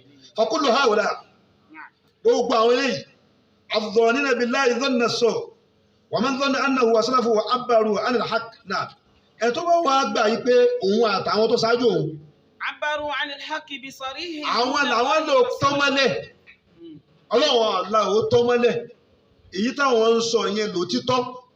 وأن الهدى والحق في كلامهم òtítọ́ àti mọ̀nà nínú ọ̀rọ̀ tiwọn ló wà kò sínú ọ̀rọ̀ Ọlọ́run ọba táwọn ń wò yẹn ògèrè rẹ̀ ń wò. وأما كلام الله فإنما يؤخذ من ظاهره التشبيه. ọ̀rọ̀ Ọlọ́run lọ́dún kìdílẹ̀ tẹ̀síbíù rẹ̀ máa rí. والتمثيل. ọkàn fi ṣàpèjúwe ní. والضلال. ìtọ́lọ́pọ̀ lọ́wọ́ àmsáì yóò máa ráyà tó máa yáda rẹ̀.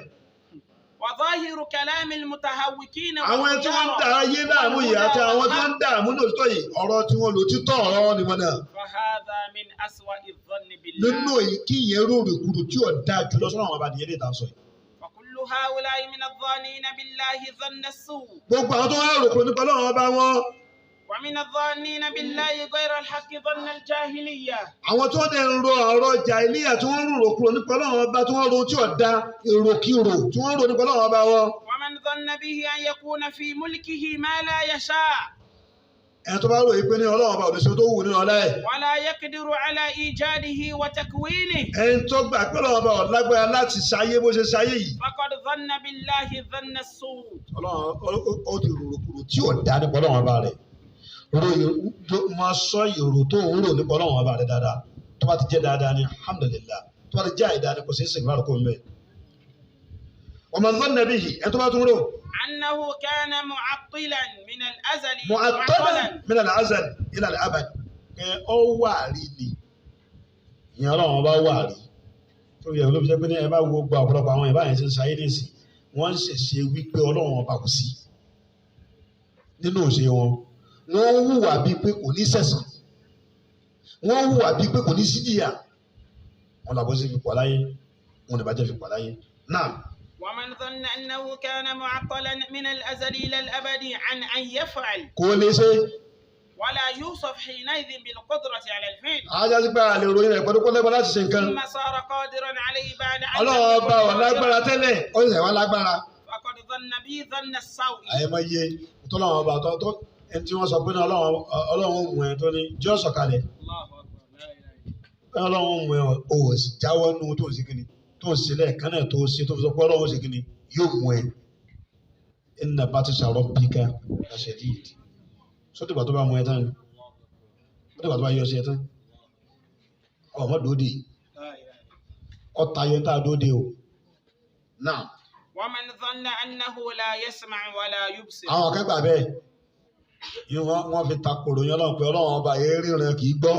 ولا يعلم الموجودات ولا وتبقى عدد لا السماوات ولا النجوم وقاسم ولا أقوى تايقون وبركاتهم وبما. وأفعالهم ولا يعلم شيئا من الموجودات في الأعيان فقد ظن به ظن السوء èrò burúkú nìyẹn náà. ومن ظن به أنه لا سمع له ẹ ولا kò بصر létí kò lójú ولا علم ولا إرادة kò sí mọ̀ kò sí ولا rádà ولا كلام يقوم به kò sọ̀rọ̀ وأنه لا يكلم أحدا من الحق ولا kò lè يتكلم bá ẹ̀kẹ́ sọ̀rọ̀ ولا قال ولا يقول kì í sọ̀rọ̀. ولا أمر ولا نهي يقوم به فقد ظن به ظن ọlọ́run àpàṣẹ ẹ̀kẹ́ kò sí sófin kan ó rò kò ní bọ́ ọlọ́run ọba tó ومن dáa. ظن به أنه ليس فوق سماواته على عرشه wọ́n bá gbà pé ọlọ́run ọba ò sí lókè sámà rẹ̀ lórí àlàáṣí ẹ̀. وأن نسبة ذاته إلى عرشه Kàbá ní ọlọ́run báwo lẹ́rọ ṣe é? سافلين nígbà yìí ó ṣe lọ́dọ̀ àbí àti pé ní à ń sọ pé ọlọ́run wà ní sàlẹ̀ pátápátá asfali sáfìdí wọn ló sọ pé náà wọn wà á àlàáṣí òun. لا إله إلا الرحمن على العرش استوى هو لتأويل لما التأويل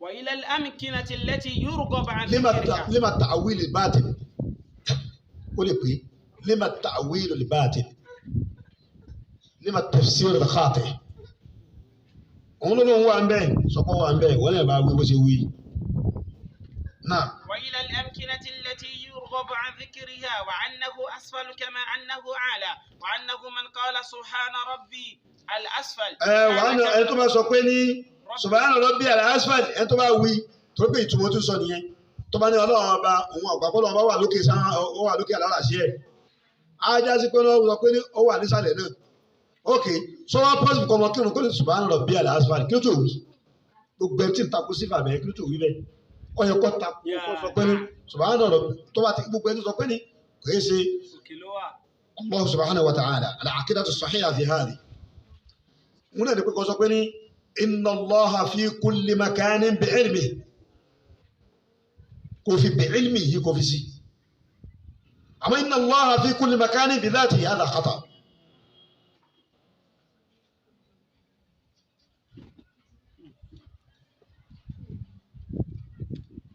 هذا خطأ ló fi jẹ́ pé ní wọ́n máa ní láti fún tó ní ìsìnkú ní ó ní fi kulli makan bi dhatihi kí ló ń tú wọ́n á jókòó sí kẹ̀nísà wọ́n á jókòó sí ilé ìyàgbẹ́ wọ́n á jókòó àmọ́ bi ilmihi gbogbo muhitun ó ní wa ahata bi kulli shay'in ilma ahsa kulla shay'in adada wa ahata bi kulli shay'in ilma ìmọ̀ ẹ̀rọ kìríkà gbogbo nǹkan àmọ́ fi kulli li jihad bi dhati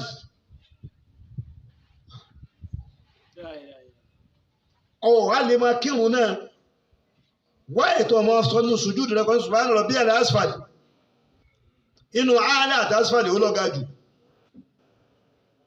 subhana rabbiyal àálà sabbih isma rabbikal a'la gbogbo nǹkan rẹ̀ òkè ni gbogbo nǹkan rẹ̀ àwọn olówó ni gbogbo nǹkan rẹ̀ rí fún àní gbogbo nǹkan rẹ̀ gíga ni. Allahu akbar. ما فوق تصور المتصورين. فقد ظن به أقبح. tó bá gbà pé tó bá sọ pé sọ bí àlẹ́ asfalt ó lè sọ bẹ́ẹ̀ ó sọ pé sọ ọ̀rọ̀ bí àlẹ́ ààlà فقد ظن بالله أقبح كني الظن وأسوأ èròkèrò náà nìyẹn náà. ومن ظن أنه يحب الكفر tó bá wá la ọ̀rọ̀ mọ́lẹ̀ torí pé wọ́n fẹ́ gbé ìṣèkèfèrí wọlé ọlọ́ọ̀bà kan lájọ́ ń sìn àtẹni tí ń ṣẹbọ àtẹni tí ń ṣòṣà àtẹni tó ń ṣe gbogbo ọlọ́ọ̀bà kan lájọ́ ń sìn ọlọ́ọ̀bà náà fẹ́ràn gbogbo kódà ọlọ́ọ̀n fẹ́ràn gbogbo àwọn tí ń ṣẹbọ yẹn jọ àyìn tẹ pé àyìn mùsùlùmí gan lọ. ọlọ́ọ̀bà ó ronú èrò ẹ̀ ọ̀dẹ̀ sọ síta ọlọ́ọ̀bà fẹ́ràn gbogbo àwọn tí ń bọ òòṣà àtàwọn tí wọ́n ń ṣe tí wọ́n wà nínú tí wọ́n ń bọ Ọ̀ṣun ọlọ́run nífẹ̀ẹ́ wọn náà ní gbogbo wọn fi ṣẹ́kù náà ọlọ́run nífẹ̀ẹ́ wọn náà ní gbogbo wọn fi ń pọ̀ ọlọ́run nífẹ̀ẹ́ wọn náà ní wọ́n fi ń lówó ẹ̀ tó bá sọ pé ọlọ́run bá nífẹ̀ẹ́ kèfèrí ó nífẹ̀ẹ́ ọ̀rọ̀ apálapàla ó nífẹ̀ẹ́ yìí máa ṣe lọ́run ó nífẹ̀ẹ́ bàjẹ́ bó ṣe nífẹ̀ẹ́ yìí mọ́nì náà bó ṣe nífẹ̀ẹ́ dáadáa ọlọ́run ẹ̀ tó bá sọ pé ọlọ́run ọba kì í nífẹ̀ẹ́ nǹkan tó tayọ kó nífẹ̀ẹ́ ọ̀gá tọyọ ìfẹ́ wàlà ayẹrúdọ kò kì í yọnu gbogbo ọ̀rọ̀ yìí àwọn akẹ́kọ̀ọ́ òwe rẹ̀ lẹ̀ o kẹ́ ṣọ́ra gbogbo ẹ̀yin kankan kámọ̀ yìí tá a kà tàbá sì kà tó wáyé pé afẹ́ fi ṣe mímọ́ ká ní irinṣẹ́ ìgbàgbọ́ tó pọ̀ lára ká má wá yọ ọmọ ohun tí wọ́n kọ ká ní máa sọ̀rọ̀ ká má yọ mọ ohun tí wọ́n kọ kalẹ̀ gbogbo ọ̀pọ̀lọpọ̀ wọn lé ìwé wa nísìn kò sí direction fún wọn wọn kàn wọlé ìwé gíga wọn fẹ́ yàtọ̀ sí àwọn àfáà wa wọn fẹ́ afẹ́ fi wọn pé yunifásitì láti lẹ́kọ̀ọ́ dáadáa láti mọ gbogbo ẹ̀ yọ wọn náà lọ kàwé yọ lọ ka gbogbo ẹ̀ mọ́ra wọn kò ní ká lójú ẹ̀ kọ́dà ẹlòmíì ká lójú ẹ̀ náà tó tún padà sọnù náà ọlọ́wọ́n sọ wá nù ọlọ́wọ́n ọba yìí yọnu ọlọ́wọ́n yìí bínú kì í nífẹ̀ẹ́ kì í ṣọ̀tá kì í súnmọ́ ìdá kan ẹni kò súnmọ́.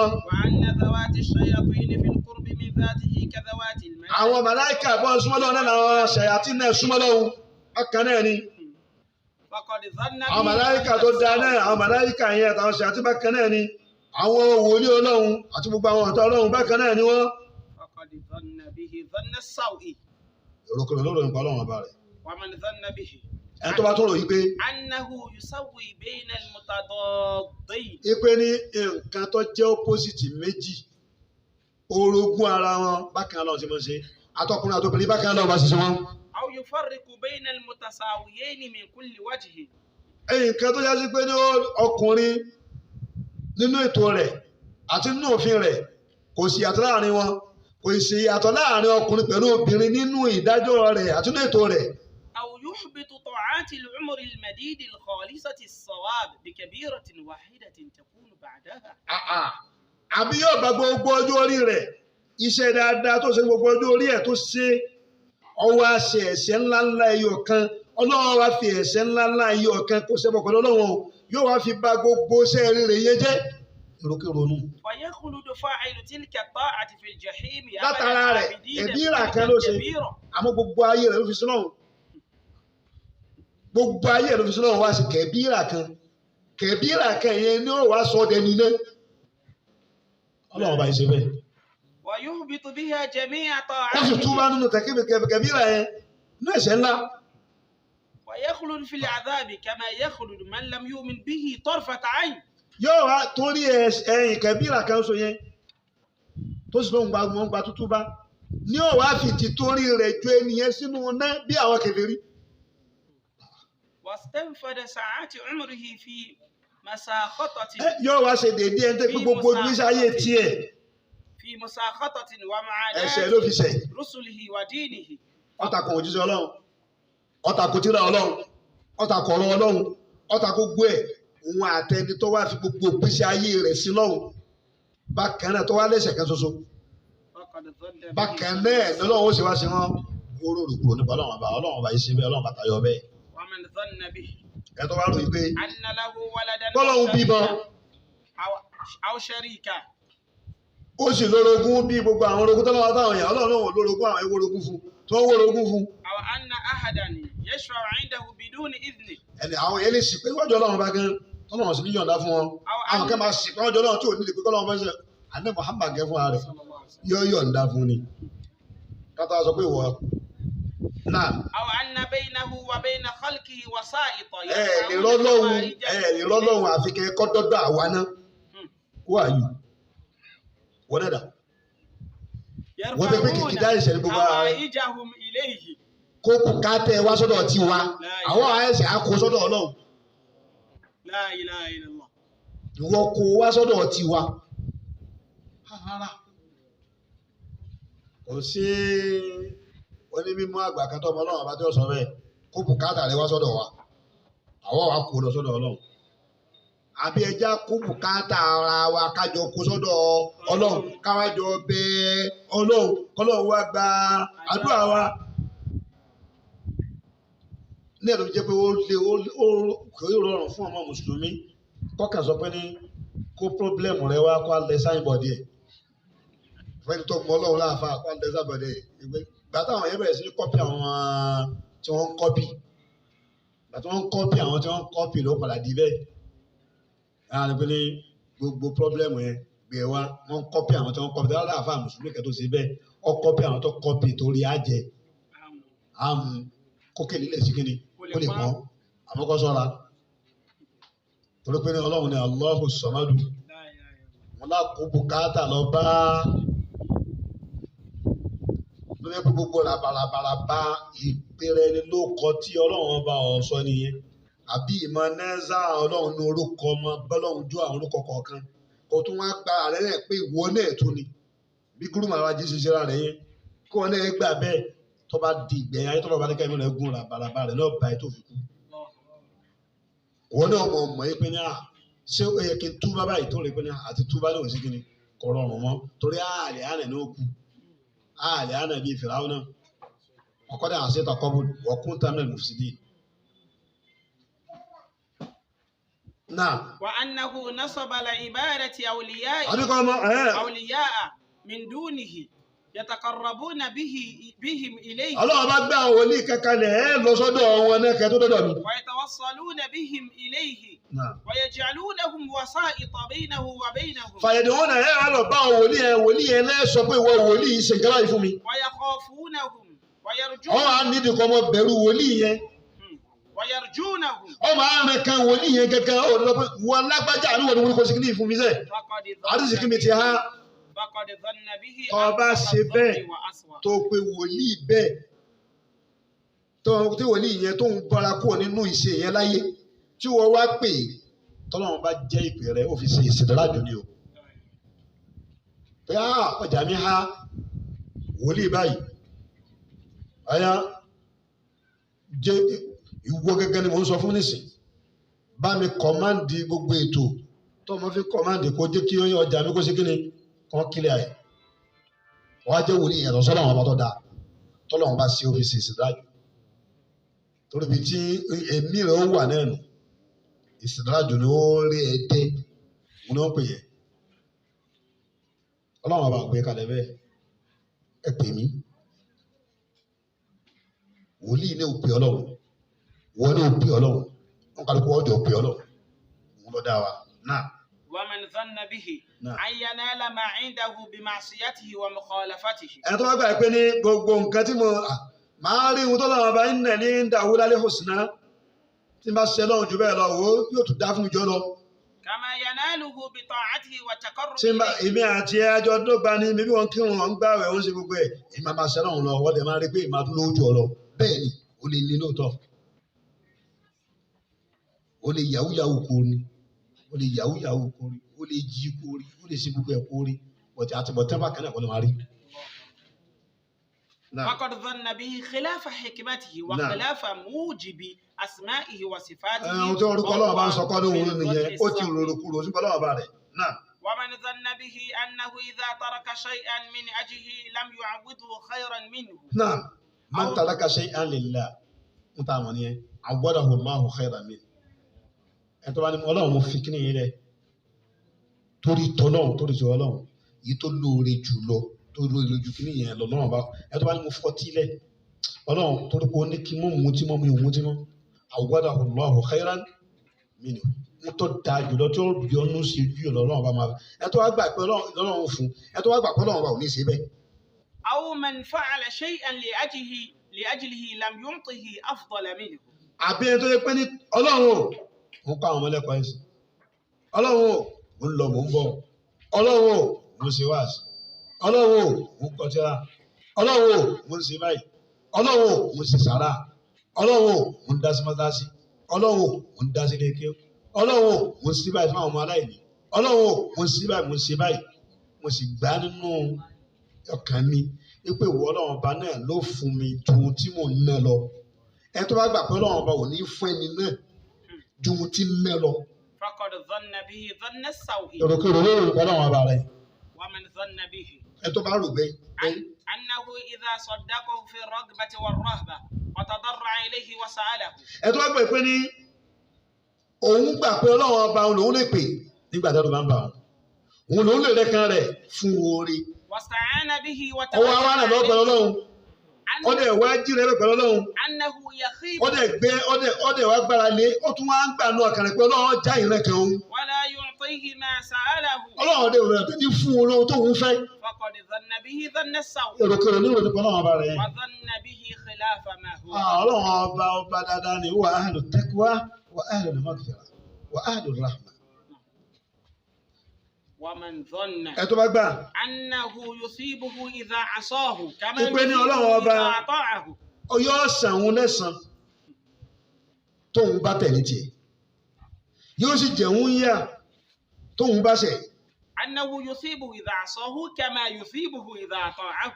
ìpè Ọlọ́run bá san òun lẹ́san kódà bóun bá ṣẹ̀ yóò san òun lẹ́san rẹ̀ kódà bóun bá ń ṣe tiẹ̀ àtọ̀hún tó ń ṣe tiẹ̀ àtọ̀hún ń ṣẹ̀ bákan náà ni yóò san òun lẹ́san òun náà lọ wo èmi tí mi ò jókòó yìí tí mi ò sí rárá tí n bá sìn tí mo kírun láàárọ̀ tí mo lọ sí ibi tó yẹ kí n lọ tó lọ sí ọ̀dọ̀ àwọn mo tó dáa pọ̀ mo sì gbogbo ẹ̀ yóò mọ ṣẹ̀san rẹ̀ fún mi lọ náà ni ọba dáadáa ni ọba láàánú ni ìròkèrò rẹ̀ ń rò pọ̀ lọ́wọ́ rẹ̀. وسأله ذلك في دعائه.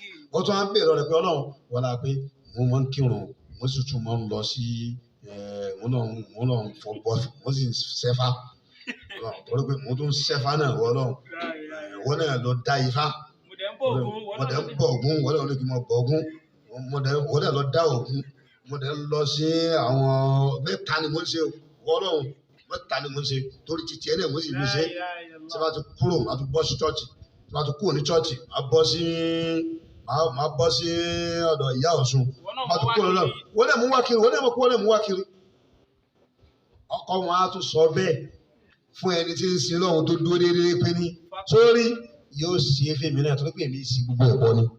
فقد ظن به خلاف ما تقتضيه حكمته èrò kúrò náà lórí kọ́lọ́ وخلاف ما هو. wọ́n máa ń gbọ́n nàbí yìí ẹ tó bá gbà yìí pé أنه إذا أغضبه pé tóun bá bí Ọlọ́run bá nú tó bá mọ̀ ṣẹ̀ṣẹ̀ ó máa ṣẹ̀ṣẹ̀ tó Ọlọ́run bá máa bínú. وأسقطه وأوضع في معاصيه ثم اتخذ من دونه أولياء. máa tún àlọ́ máa ṣí ẹlòmíì yàtọ̀ sọ́lọ́run. ودعا من دونه ملكا أو بشرا ملكا أو máa lọ pé màláìkà أو بشرا máa lọ pé èèyàn حيا أو ميتا àtòkù ni àtàlàyé máa pè wọ́n. يرجو بذلك أن ينفعه عند ربه ìpè mi ò gbà kọ́ náà kó jẹ́ kí n ṣàǹfààní. ìpè ويخلصه wọ́n ṣe mí láǹfààní lọ́dọ̀ Ọlọ́run bá mi. ويخلصه من عذابه. wọ́n á dẹ̀ lànà kónú yà. فقد ظن به ظن السوء.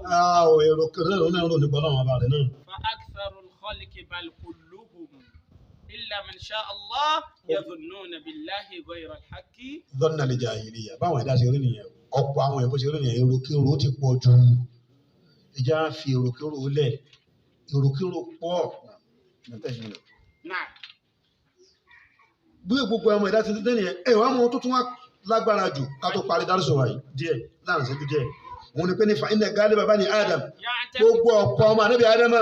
يعتقدون أن مخبوص الحق ناقص الحظ.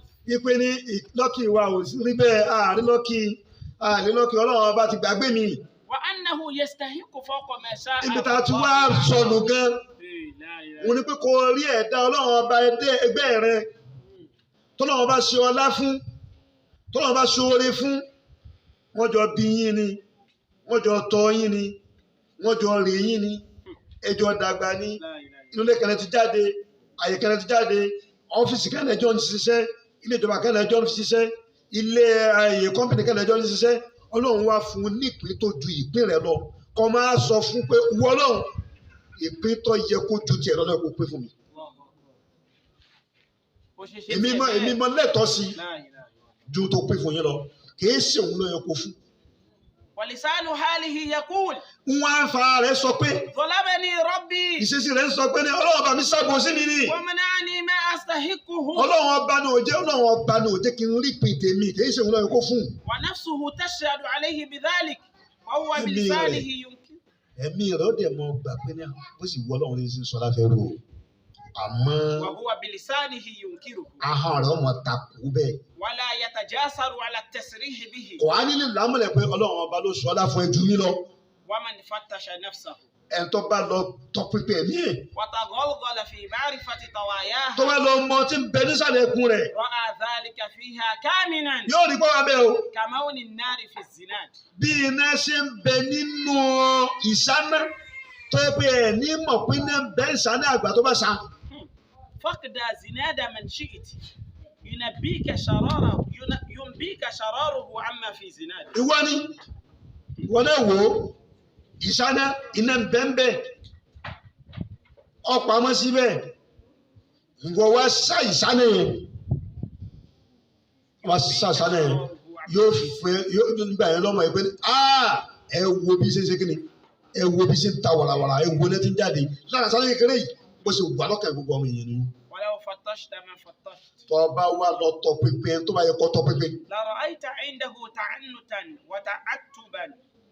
kọ́dà ọmọ àdúgbò ni kára àná mọ̀ bájà yóò mọ̀ bájà kára àjà láàárọ̀ yóò mọ̀ bá kára àjà lọ́sàn-án kò ní gbádùn kò ní wò kò ní lè sùn kò ní lè jí kò ní lè lọ torí pé ń bá kára àjà láàárọ̀ ọmọ èèyàn dá ẹ ọlọ́run ọba. واقتراحا عليه خلاف ما هو ما جرى به وأنه كان ينبغي أن يكون. yóò wá ní èmi náà kí n rí báyìí famustekil lọ́mọ ẹ tó pọ̀ nínú èrò yìí pọ̀ wọ́n mustekil ẹni tó kéré mbẹ tẹ pé ní ìmọ̀ ń wá fún ẹ̀kọ́ kan yóò sì ṣe gbà àwọn tó yẹ pé gbogbo gbèsè ayé tí wọ́n bọ́ sí rí nìyẹn yìí náà lọ́wọ́ tó pọ̀ mbẹ.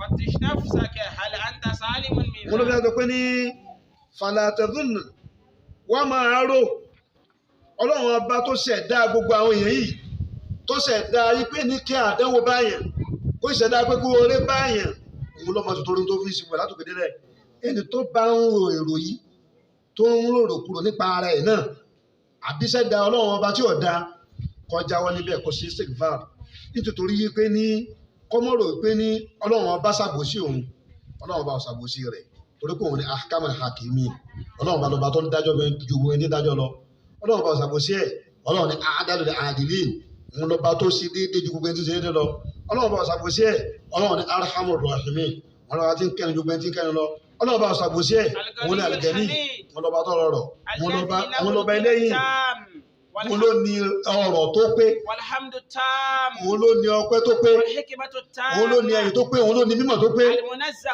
عن كل سوء في ذاته وصفاته ọmọ kú ní gbogbo ohun tí ò da nínú ìròyìn rẹ̀ àti gbogbo àwọn orúkọ rẹ̀ وأفعاله وأسمائه àti gbogbo ìṣe rẹ̀ látòkè délẹ̀ فذاته لها الكمال المطلق òun ló náà ló ní pípé tó pé ní ó pé tí ò ní pípé kan mọ́ pípé rẹ̀ ló pé jùlọ gbogbo ìròyìn rẹ̀ náà òun náà ló pé nù وأفعاله كلها ìṣe rẹ̀ ó pé ń bẹ́ẹ̀ ìkẹ́ rẹ̀ àti àánú rẹ̀ ó gbá ìjú gbogbo nǹkan lọ òun ló ní orúkọ tó ga jù lọ fàdátẹ̀lónà birabbika dhanna sawhin fa inna Allaha awla bil jamili wala tadhunna bi nafsika qattu khayran fa kayfa bi zalimin jani jahuli fa kayfa bi zalimin jani jahuli.